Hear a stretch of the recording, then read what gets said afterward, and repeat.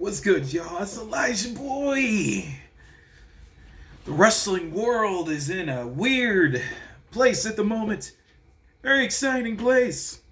So apparently, let's get to the we'll save the best for last. Let's start with the fact. What's going on with Jim Cornette and Top Dolla or Francis, whatever his name is now? They got beef on on X or Twitter, whatever you want to call it. Like, what's going on here, man? He mad at. I mean, I've heard some of the comments Jim has made about him in the past, calling him what, a manatee in a sweatshirt or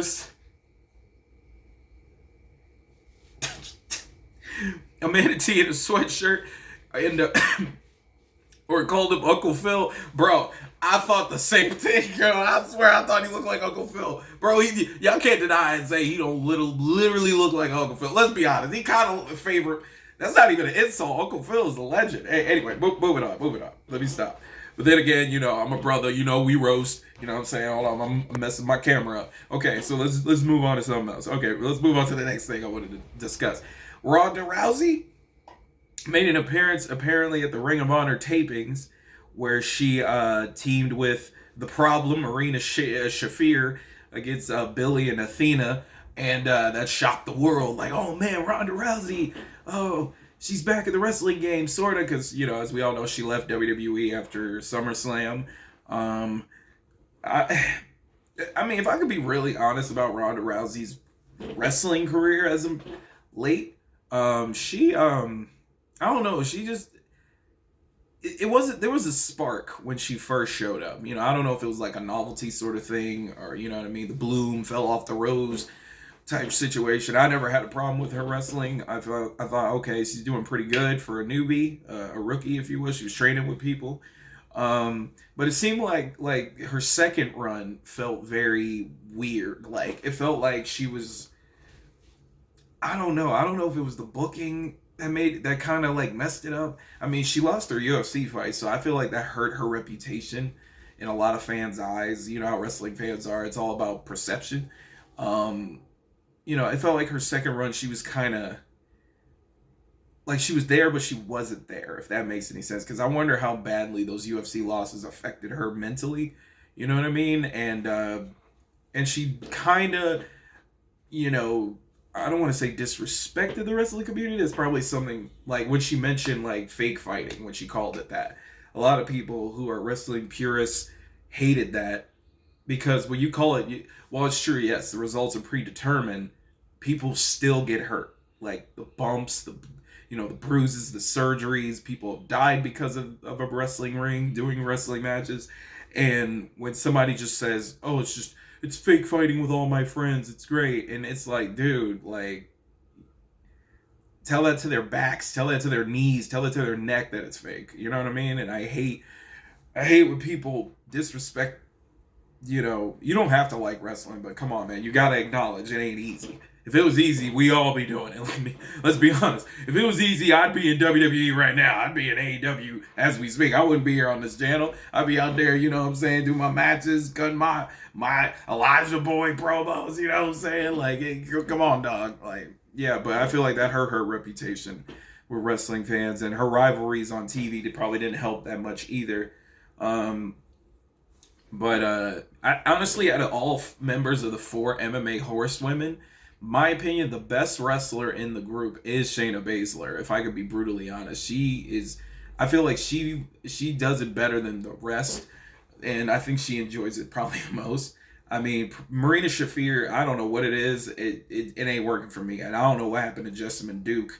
Ronda's good, but she just, I don't know. Her presentation was too damaged, and it didn't help.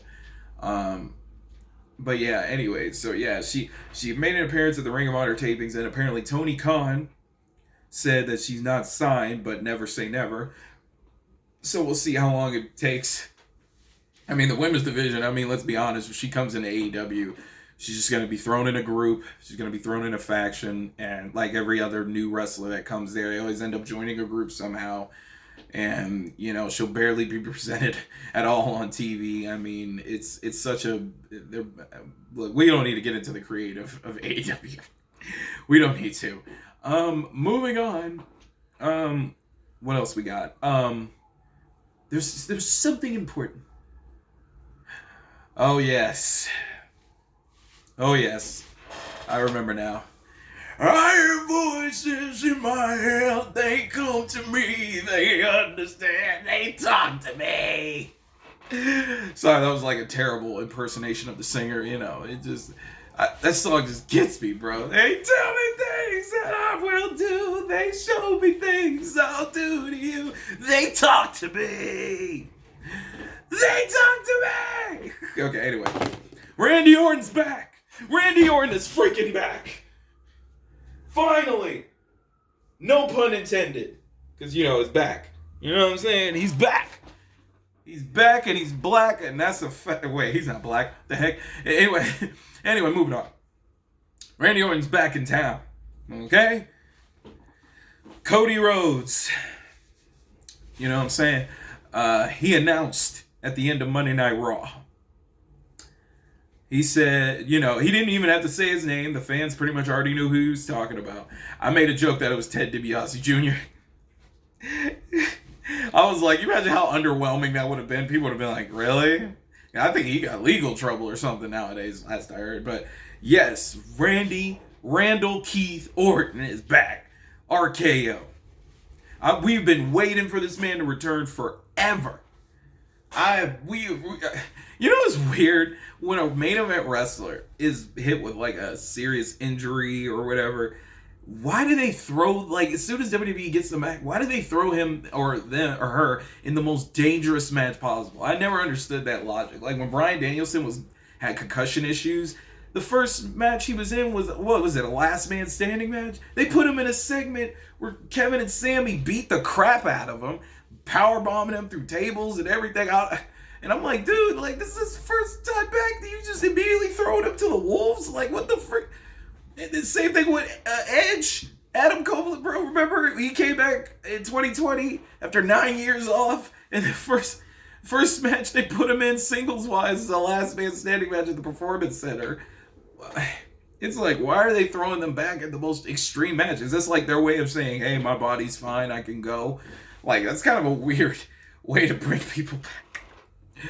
But anyways, yeah, man, I'm excited, bro. I can't wait for War Games. And we'll see how this plays out, y'all. Please let me know what you think about the Jim Cornette Top Dollar situation. Let me know what you think about Ronda Rousey and Ring of Honor. Should she join AEW or should she not? What do y'all think of the return of Randy Orton? You know what I'm saying? Oh, RKO type stuff. You feel what I'm saying? Anyways, please like and subscribe if you enjoyed, and I'll see y'all for NXT later. Deuces!